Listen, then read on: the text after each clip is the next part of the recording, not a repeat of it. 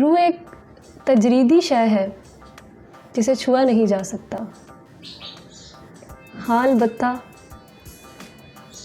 اسے آنکھیں آنکھوں میں دیکھ سکتی ہیں۔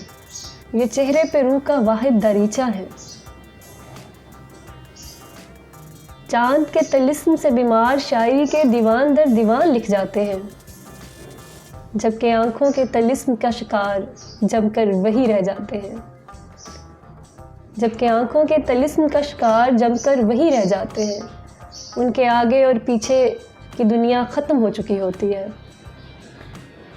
سمندر میں ڈوب جانے والوں کو اکثر لہریں زندہ سلامت ساحل پر چھوڑ جاتی ہیں، مگر آنکھوں میں ڈوبنے والے تیرا نہیں کرتے ہیں۔ آنکھیں روشن ہوتی ہیں تو بلیک ہول سے بھی آگے کی دنیا دکھائی دیتی ہے، اور یہی آنکھیں اگر دکھائی نہ دے تو سینے میں موجود دل کی موجودگی پہ بھی شبہ ہونے لگتا ہے۔ آنکھیں عشق کی واحد دستاویزات ہیں جن پر کن فیکون کی لگی پکی مہر دیکھی جا سکتی ہے۔